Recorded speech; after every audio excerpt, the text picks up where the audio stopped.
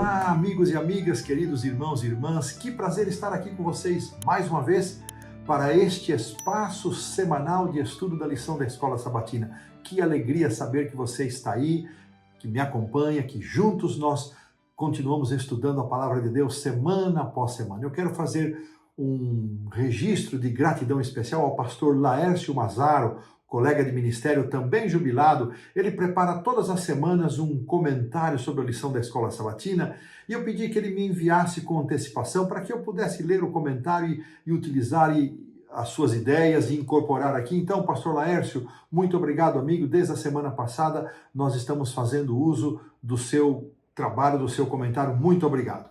Irmãos, eu sou o pastor Hélio Carnassali e nós estamos aqui nos canais da Safeliz e esse link que aparece aí é para você se inscrever se você ainda não fez, porque quando você se inscreve aí no canal da Safeliz, você vai receber diretamente no seu WhatsApp o link para acessar a lição sem ter que ficar procurando. Você vai receber as novidades da Safeliz, as informações que vão deixar você sempre atualizado. E você já sabe, mas não é demais sempre repetir, mande seu comentário, poste o seu pedido de oração. A Safeliz tem uma equipe de intercessores e nós podemos nos tornar intercessores orando uns pelos outros quando entramos aqui nos canais da Safeliz, no seu link, e a gente então vê as postagens, vê os pedidos, pode orar por esses pedidos e tantos outros que ficam sem ser colocados, assim formamos uma grande família.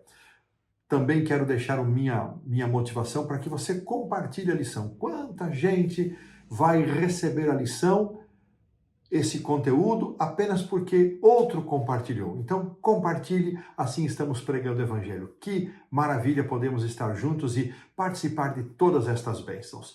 Lição de número 7, segundo trimestre de 2025, Fundamentos Proféticos, é o título para esta semana. Então, antes de irmos para o estudo, vamos curvar a fronte e orar. Senhor Deus, Pai querido, graças te damos por termos o privilégio, a oportunidade de estudar a tua lição, a tua palavra.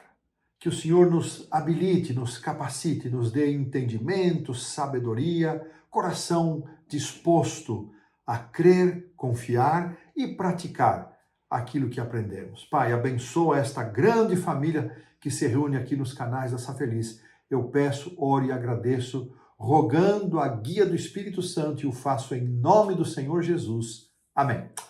Muito bem, o verso para memorizar vem de Isaías 6:8, que nós já vamos considerar de forma atenta na lição do domingo, e diz assim: depois disto ouvi a voz do Senhor que dizia: a quem enviarei e quem há de ir por nós? Eu respondi: eis-me aqui, envia-me a mim. O direito de Deus governar o universo está fundamentado de forma muito especial no fato de ele ser o Criador. Ser o Criador de todas as coisas. Isso dá a Deus o direito de governar, de ser rei em toda a sua vasta criação.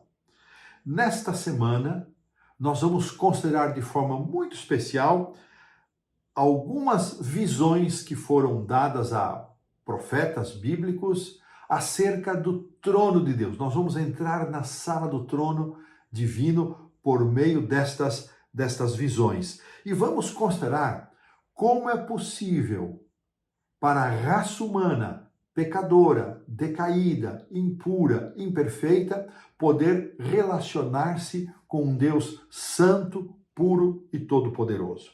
E vamos ver também como o sacrifício de Jesus Cristo, nosso Senhor, como a sua vida e o seu sacrifício podem ser o único meio, tornam-se o único meio para a restauração e para possibilitar esta relação da raça humana caída com um Deus santo e todo-poderoso.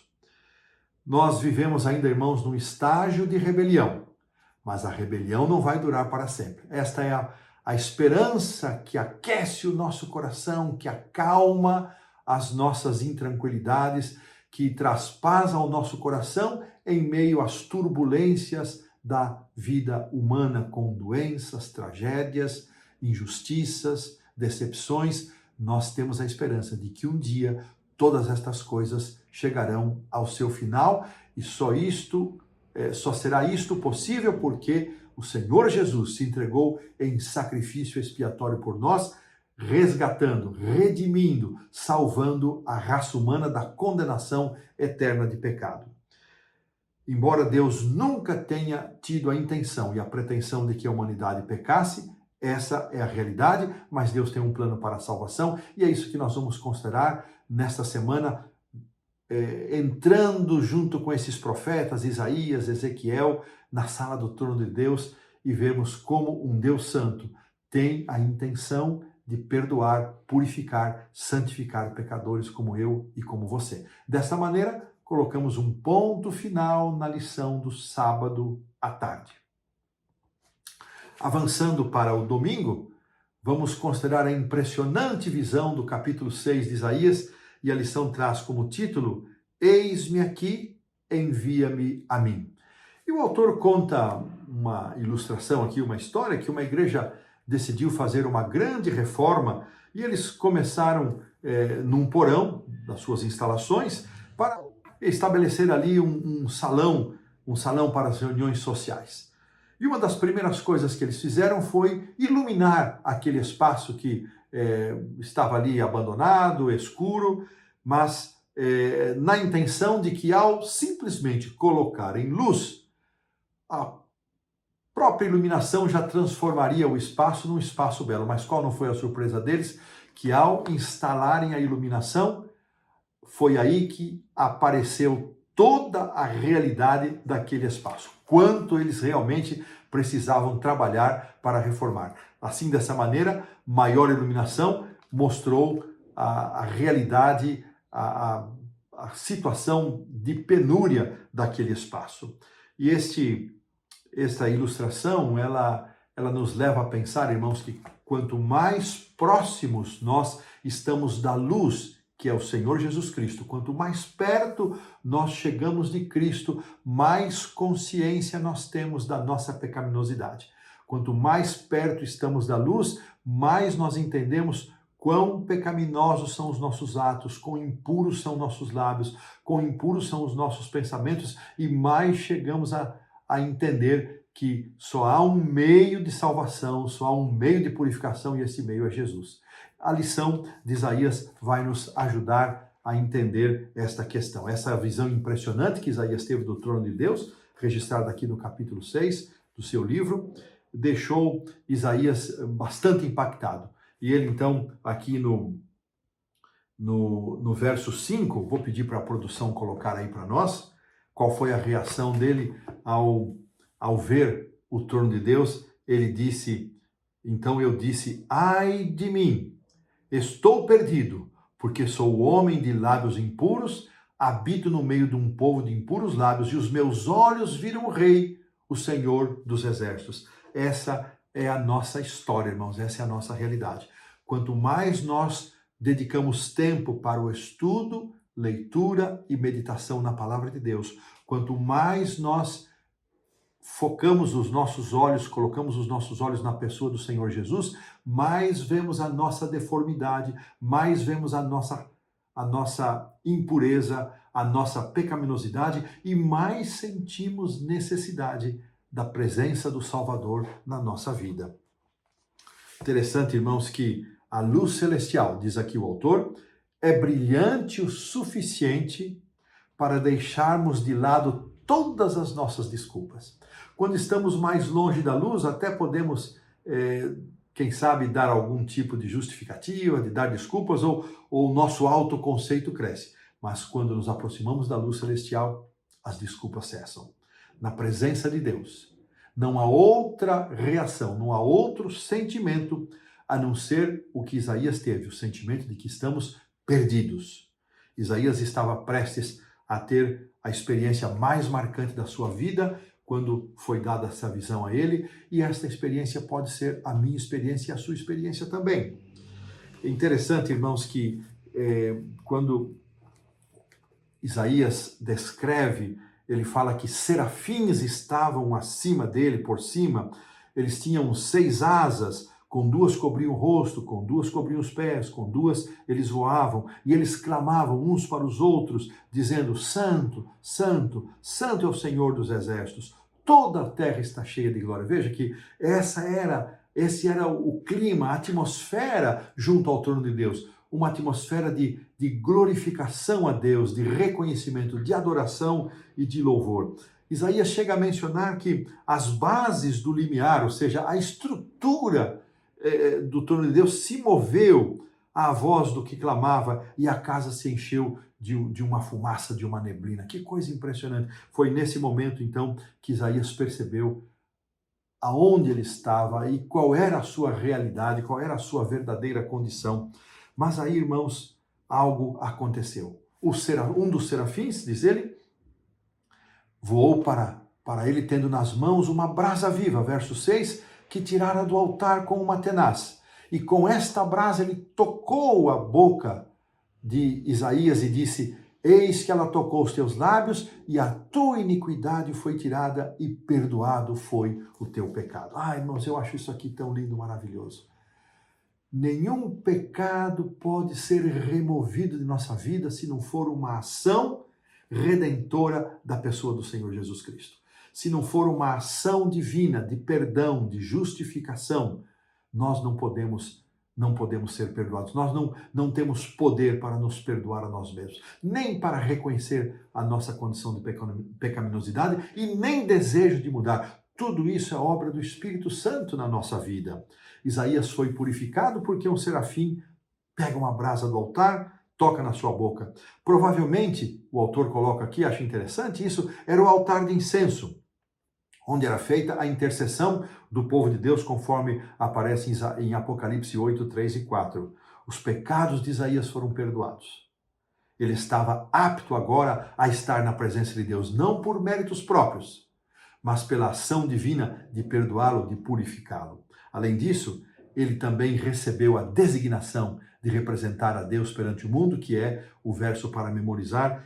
Ele ouviu a voz do Senhor dizendo: a quem enviarei? Quem há de ir por nós? E ele então, nesta condição, perdoado, justificado, purificado, ele responde: eis-me aqui, envia-me a mim. Esta é a condição natural daquele que é tocado pela brasa viva do altar. É a reação natural daquele que é tocado pelo perdão de Deus. Ele se coloca na condição de ser um mensageiro desta verdade bendita, desta mensagem. Esta bênção que tocou a sua vida não é para ser guardada unicamente para si. Ele agora se dispõe a ir para compartilhar esta mensagem. Interessante, irmãos, que a palavra serafim, eu tenho dito, eu não me envergonho de dizer isso, irmãos, eu tenho dito que muitas coisas da minha cultura bíblica, da minha cultura teológica, eu tenho aprendido estudando diariamente as lições da escola sabatina. E aqui estou aprendendo mais uma coisa que eu não sabia: o significado da palavra serafim, que quer dizer aquele que queima. Aquele que queima. E aqui o autor faz uma relação interessante de como Jesus se referiu a João Batista. No Evangelho de João 5,35 está registrado assim: João era a lâmpada que estava acesa e iluminava. E por algum tempo, disse Jesus, vocês quiseram se alegrar com essa luz. Interessante que Jesus usa aqui o contexto da lâmpada, não é? Que no sistema antigo, para iluminar, ela queimava, ela consumia óleo, azeite, consumia um fio também que produzia esta luz. Então, Jesus está fazendo esta aplicação a João Batista e o autor faz essa aplicação a nós também, irmãos. Nós podemos ser também esta luz que ilumina o mundo, essa luz que vai preparar, assim como João Batista preparou o povo para receber a Jesus na primeira vinda, nós podemos cumprir esse papel e nós somos chamados para isso, para nos deixarmos gastar pela pregação do Evangelho, mas nem todos têm essa disposição. Será que nós temos essa disposição de sermos usados por Deus, deixar-nos queimar, deixar-nos gastar para a pregação do Evangelho? Olha aqui que reflexão poderosa. Jesus veio ao mundo como uma perfeita representação da glória do Pai. E Deus enviou um profeta. um pecador que realizou esta tarefa e ele chama você e eu para continuarmos a transmitir essa mensagem, essa verdade, mas não nos esqueçamos. Primeiro precisamos ser tocados pela brasa viva do altar celestial. Precisamos ser perdoados, purificados, transformados, e esta condição nos permitirá dizer como Isaías: eis-me aqui, envia-me a mim. Desta maneira, pomos um ponto final na lição do domingo. Avançando para a segunda-feira, nós vamos retroceder um pouquinho aqui na história bíblica. Vamos lá para o livro do Gênesis, o livro dos começos, e vamos considerar os dois querubins que foram designados por Deus para guardar o acesso ao jardim do Éden e também a árvore da vida. Interessante, irmãos, que depois que os nossos pais foram expulsos ali do jardim do Éden, então Deus estabeleceu um símbolo poderoso nos portões do Éden. 2 querubins e uma espada flamejante, de acordo com capítulo 3, versículo 24 do Gênesis.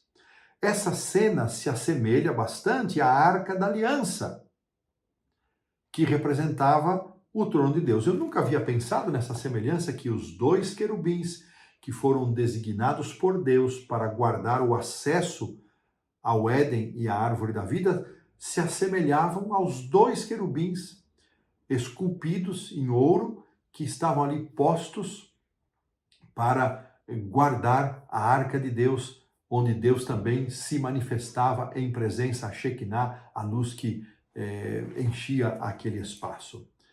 E esta tarefa dos querubins, então vamos ler aqui, produção, coloque aí Gênesis 3, 24, diz assim: e expulso o homem, colocou querubins ao oriente do jardim do Éden, e o refulgir de uma espada que se revolvia para guardar o caminho da árvore da vida. Interessante, irmãos, que há um aspecto bonito aqui, embora os querubins, eles tivessem a responsabilidade de impedir que pecadores entrassem no jardim e tivessem acesso à árvore da vida, uma função negativa, mas havia também aí uma indicação positiva. Eles eram uma lembrança, um símbolo de esperança, um símbolo de que apontava para a promessa de que um dia haveria salvação. Um dia esse Éden poderia ser mais uma vez desfrutado. Olha que interessante. Não era só para proibição de entrada e acesso à árvore da vida. Era também um símbolo de esperança.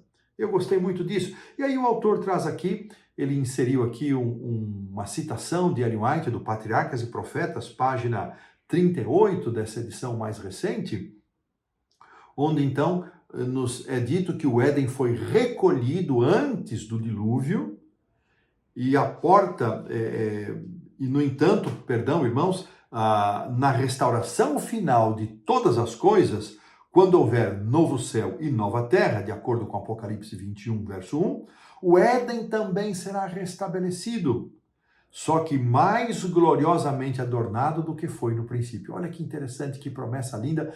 Se nós permanecermos fiéis, nós podemos conhecer o que foi essa beleza, esse maravilhoso jardim do Éden, já nessa edição ainda mais gloriosamente adornado. E aqui a Bíblia diz o seguinte, irmãos, que quando Deus colocou esses querubins ao oriente ou a leste do jardim do Éden, o termo hebraico para este verbo colocar é shakan. E justamente é deste termo shakan que vem a palavra Shekinah, que não aparece na Bíblia.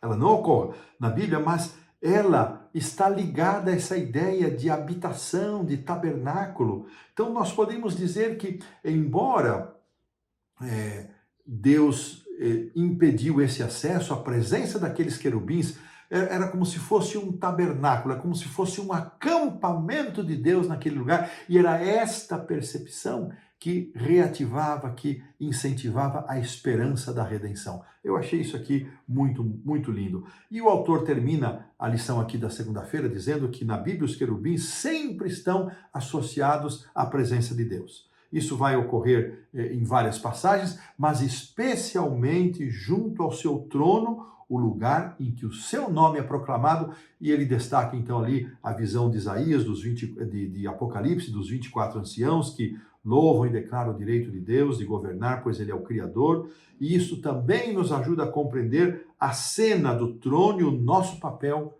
como pecadores convertidos, transformados, perdoados, purificados, podendo também um dia, tendo a esperança de poder um dia também participar desse louvor e desta adoração. E assim, desta maneira, tendo esta compreensão do significado dos querubins lá no Éden, a proximidade de Deus com seu povo, o impedimento à árvore da vida, mas a esperança da salvação, nós colocamos um ponto final na lição da segunda-feira.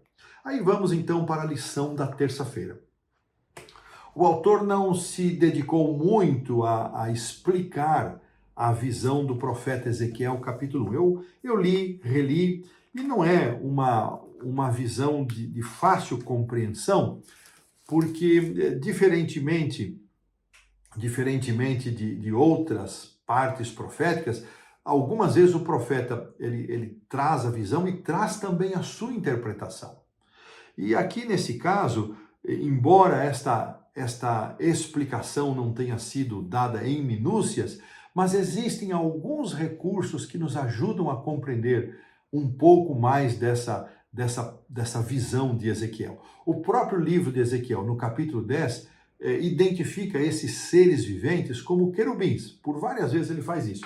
Eu encontrei aqui no comentário bíblico adventista alguma coisa que eu quero compartilhar com vocês, que eu acho muito interessante, dizendo o seguinte, que Deus não nos deixa no escuro quanto ao ensino e ao objetivo do ensino desta visão de Ezequiel sobre os seres viventes. A visão, olha que interessante isso, esta visão do capítulo 1 foi dada para mostrar um poder supremo que controlava os negócios dos governantes terrenos, num momento de confusão, aparente confusão para o seu povo, num momento de incerteza. Deus dá esta visão a Ezequiel para mostrar que Deus estava no comando, que ele estava na liderança. Este era o objetivo geral da visão. Assim, qualquer interpretação que se tente dar deve ser dentro deste propósito. E ainda, Ellen White, escrevendo no livro Profetas e Reis, na página 312 também dessa edição mais recente, ela diz o seguinte: assim como as rodas com aparência tão complicada estavam sob o comando da mão por baixo das asas dos querubins, identificados no capítulo 10, também o complicado jogo dos acontecimentos humanos está sob o controle divino. Olha que segurança, que mensagem linda Deus passou por meio dessa visão que nos parece difícil de interpretar e difícil de entender. No meio das lutas e tumultos das nações, aquele que se assenta sobre os querubins continua a conduzir os assuntos da terra. Eu achei isso aqui muito lindo, muito significativo. Deus se preocupando num momento de incerteza, de insegurança para o seu povo, num cativeiro distante da sua terra, mesmo reconhecendo que por seus próprios erros estavam ali, Deus ainda se preocupa em apresentar a eles uma mensagem de conforto, uma mensagem de consolo. E aqui o autor vem destacando, irmãos, algumas semelhanças que existem entre as visões de Isaías e também sobre a visão de Ezequiel. Os seres viventes, testemunhando que Ezequiel viu, tinham rostos dos 4 seres viventes lá da visão de João no Apocalipse. Isaías não identifica, mas João fala o boi, o leão, o boi, a águia e o homem. Essas criaturas misteriosas que tinham rostos não são identificadas aqui inicialmente no capítulo 1, mas mais tarde elas vão ser chamadas de querubins. Além disso, elas estão também associadas a brasas vivas, visão igual a visão que Isaías teve do trono de Deus. Então, quando você compara Isaías 6, quando você compara Ezequiel 1 ou Ezequiel 10, e você vai lá para as visões do Apocalipse de João, você vai ver essas semelhanças. E aqui a lição enfatiza o que foi dito ali no finalzinho da lição da segunda-feira, que os querubins sempre estão presentes nas descrições do trono de Deus. Seja na Arca da Aliança, por representação, que era o encontro, o local do encontro de Deus com Moisés, seja nas visões de tirar o fôlego dos profetas, Isaías e o próprio Ezequiel. Eles estão intimamente, os querubins, ligados ao trono divino. Todas as criaturas de Deus foram projetadas para refletir sua glória. Os seres humanos foram os únicos que tomaram um caminho diferente deste. Tanto a raça humana, que ao princípio foi feita à sua imagem, também foi feita para glorificar a Deus. E pelo sacrifício de Cristo, pela intercessão de Cristo, nós um dia poderemos voltar a dar glória, a glorificar plenamente na presença de Deus, assim como todo o universo não caído. E desta maneira, nós pomos um ponto final na lição da terça-feira. Avançamos para a lição da quarta-feira, onde uma outra parte da história do povo de Israel, registrada em Números, capítulo 2, ela é recordada, e é justamente a parte que nos fala sobre a distribuição do acampamento. Interessante essa ordenação do acampamento dos filhos de Israel. E guiados então pela presença de Deus, Deus se manifestava, nós lembramos disso, numa coluna de nuvem durante o dia e numa coluna de fogo durante a noite. Esta coluna de nuvem diminuía o calor e servia de guia, e a coluna de noite, no deserto, esfria à noite, ela produzia calor e também a certeza da presença de Deus. Eles estavam indo nessa jornada, e esta representação da direção e da companhia de Deus deve ter sido para eles sempre um motivo de gratidão, e mesmo assim, um ou outro, desprezando isso, ainda produziu e incitou rebeliões. E hoje eu fico pensando, irmãos, nós estamos também indo a caminho da eternidade, da terra prometida. Deus tem se manifestado com símbolos do seu amor por nós, do seu cuidado por nós, a sua igreja. O Espírito de profecia é um símbolo desta presença de Deus e tantas outras manifestações do amor de Deus. E mesmo assim, há pessoas que se rebelam, pessoas que incitam rebeliões. Que nós sejamos mais sensíveis, irmãos, que o nosso coração se converta para ter a submissão necessária e perceber as muitas manifestações da presença de Deus ao nosso lado nesta caminhada. Então, interessante aqui a distribuição, né, das tribos. Ela vai nos dar a seguinte distribuição. Os que se achavam da banda do Oriente, ou seja, do leste, estavam Judá, Issacar e Zebulon. Embora a Bíblia não identifique, irmãos, não é mencionado que figura estava no estandarte destes acampamentos, mas se imagina que seja assim: Judá, Issacar e Zebulon ao leste, a figura de um leão. Rubem, Simeão e Gade estavam, deixa eu ver aqui, onde é que está Rubem? Deixa eu me verificar aqui, eu me perdi aqui, irmão, só um minutinho. Sim, Rubem para o sul, agora achei. Então, Rubem para o sul, junto com Simeão e Gade, tinha a figura, seu estandarte, a figura de um homem. Efraim para o oeste, junto com Manassés e Benjamim, a figura de um boi. E Dan, Azer e Naftali, a figura de uma águia para o norte. Então, assim estavam distribuídos. Norte, sul, leste, oeste. E ao centro estava o tabernáculo, e ao redor do tabernáculo a tribo de Levi. E eles estavam ali desta maneira colocados. E é interessante que o autor mesmo comenta que, embora as escrituras não descrevam o que havia nesses estandartes, existe uma tradição. Então é uma tradição, não vamos dizer que é bíblico, porque é uma tradição, que usa como base a bênção de Gênesis 49 e de Deuteronômio 33, que atribui os rostos da visão de Ezequiel a cada um dos 4 pontos cardeais e, por extensão, a estes acampamentos. O estandarte de Judá, a figura de um leão, de Robém, a semelhança de um homem, ou a cabeça de um homem, de Efraim, a figura de um boi, Dan, a imagem de uma águia. Assim, os 4 seres viventes descritos por Ezequiel estavam representados nestes 4 estandartes. Não podemos confiar, é claro, muito na tradição, mas é muito interessante fazer essa comparação com as descrições bíblicas também da Nova Jerusalém. Vemos ali um padrão instigante. Portões representando as 3 tribos em todos os 4 lados da cidade. Você vê, são semelhanças. As descrições tanto do acampamento de Israel quanto da Nova Jerusalém ressaltam um fato crucial que é o mais importante de todos. Deus pretende atrair a humanidade para perto do seu trono. Ali o tabernáculo, no centro do acampamento, era a representação da presença de Deus com o povo. As tribos acampadas em volta, cada um de acordo com suas famílias, com estas tribos designadas para os pontos cardeais, e Deus ali no centro, o tabernáculo no centro, era uma mensagem, Deus chamando o povo para estar perto de si, Deus atraindo. O Apocalipse afirma que o santuário na cidade santa, ele é o próprio Senhor, não é santuário, é o Senhor, o Deus Todo-Poderoso e o Cordeiro. Eles estarão ali.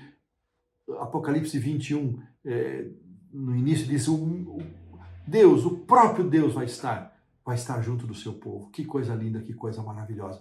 Irmãos, mesmo hoje, não vivendo a experiência das tribos de Israel, vivendo de forma tão diferente, nós podemos imaginar que a igreja, as congregações onde fazemos parte, é um ponto de convergência. Por isso nós devemos participar da igreja, ir à igreja, pertencer à igreja.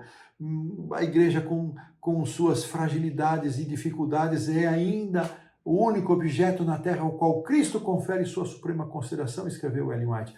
E nós convergimos para ali, esta convergência na igreja, onde nós nos encontramos com Deus e nos encontramos com os nossos irmãos, é uma maneira de nós sentirmos a presença de Deus de forma bem forte, bem definitiva, no comando e na liderança do seu povo e da sua igreja a cada momento que nos congregamos. Deus não pode estar em outras, claro que Deus está, onde há 2 ou 3 unidos, Deus está, mas na igreja há um significado especial.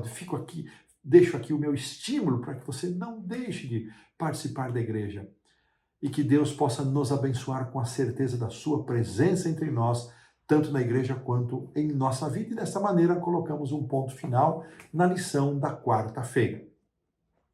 Avançando então para a quinta-feira, o autor vai trazer para nós a representação e a recordação da queda de Lúcifer.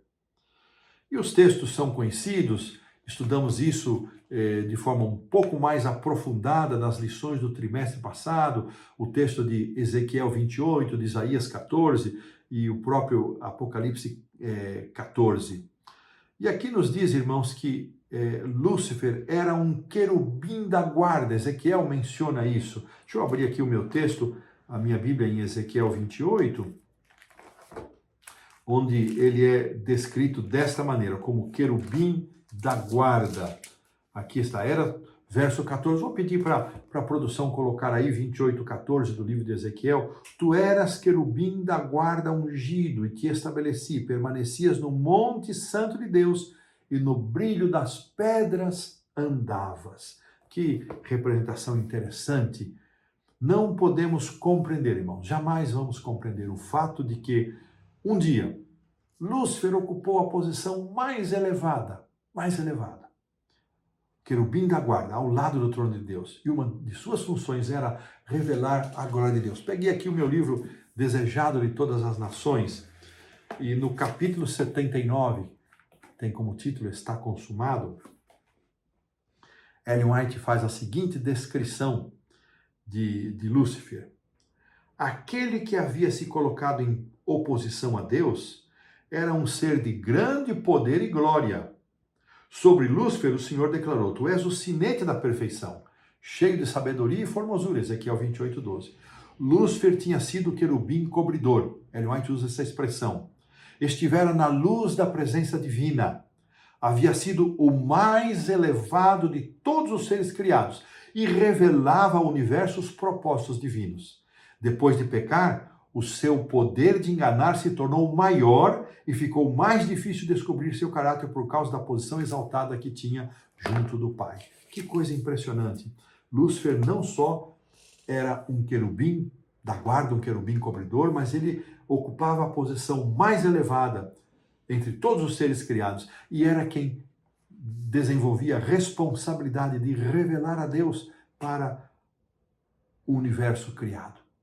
Nunca iremos entender como isso foi possível, a não ser confiando na sabedoria de Deus. Estudamos muito isso no trimestre passado. A liberdade que caracteriza a pessoa de Deus é a única razão que nós conseguimos entender para o surgimento do pecado, porque Deus não nos criou máquinas programadas para adorá-lo e para obedecê-lo, mas criou seres livres que podem escolher adorá-lo ou não. Muito bem, Lúcifer foi lançado fora do monte de Deus, enquanto os redimidos, que estarão no monte Sião com o Cordeiro para louvar o seu nome. Olha que contraste. Lúcifer estava nesse monte, foi lançado para fora, e agora aqueles que aceitarem a Cristo e a sua salvação, tiveram suas vestes lavadas no sangue do Cordeiro, estarão nesse monte onde Lúcifer estava. Lúcifer estava no Éden, de acordo com o texto de Ezequiel. A raça humana também esteve lá. Foi expulsa, mas tem a esperança de retornar. Lúcifer passou deste ponto.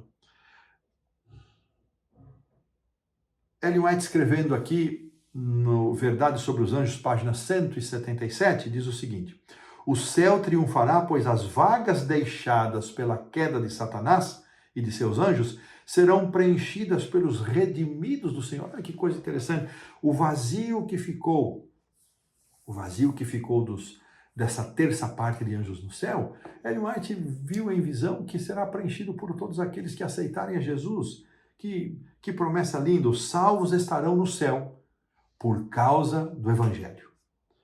O tema do Evangelho, o tema da redenção, é encontrado de maneira expressiva, diz o autor, na cena da sala do trono, descrita em Apocalipse capítulo 4, deixa eu abrir aqui a minha Bíblia, capítulos 4 e capítulo 5.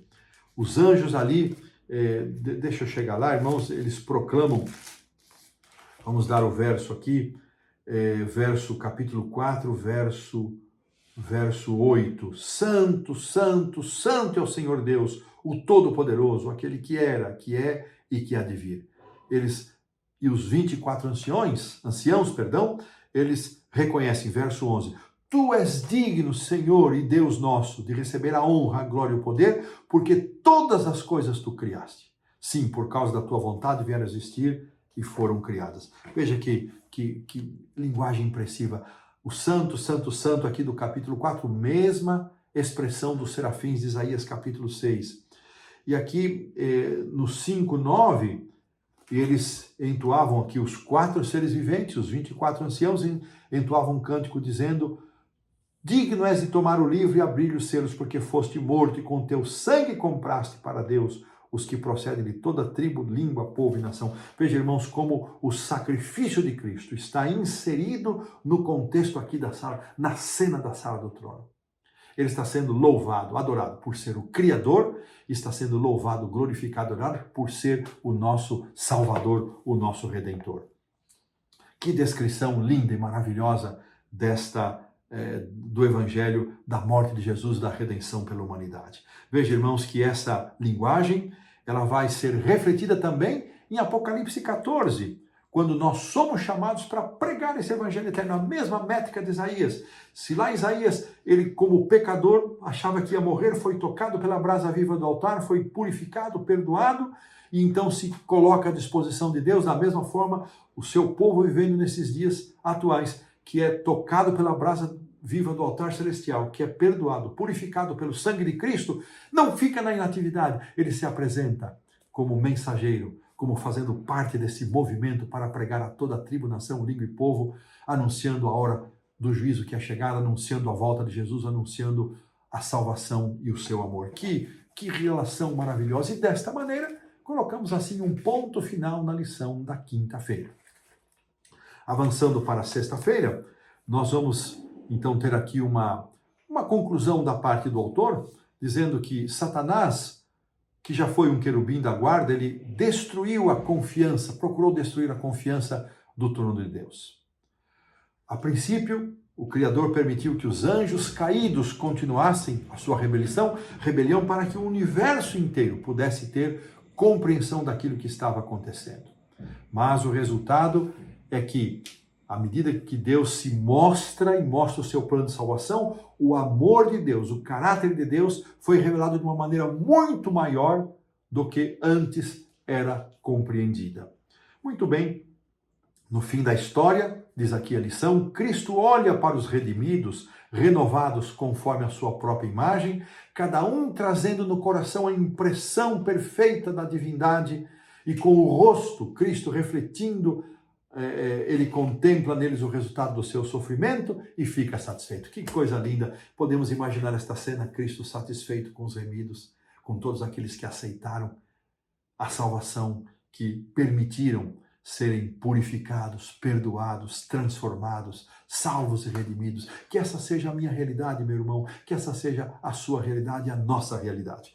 E então, das perguntas para consideração, a número 2. João Batista desempenhou o papel dos serafins, uma lâmpada se queimando para iluminar. Ele foi o precursor de Cristo, anunciando a primeira vinda do Messias.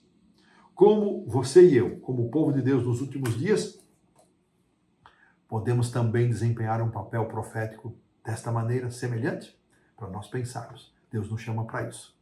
Que bom ter estado aqui com você. Vamos ter a oração de encerramento. Senhor Deus, Pai nosso, graças te damos, porque o Senhor é bom e a sua misericórdia é para sempre. Pai, obrigado pelas revelações do teu trono, que exaltam o sacrifício de Cristo, o Cordeiro que foi morto, que nos coloca, mais uma vez, em condições de, juntamente com querubins, serafins, os seres não caídos, um dia estar no teu trono, diante do teu trono, louvando, bendizendo e glorificando o teu nome. Ó Deus querido, graças te damos por essa esperança. Sejamos todos abençoados em nossa caminhada, cada um no seu país, no seu lugar de origem, com suas lutas e dificuldades, mas com um senso de família, com a esperança renovada. Oramos, pedimos e agradecemos em nome do Senhor Jesus. Amém. Forte abraço, que Deus nos abençoe. Até a próxima semana.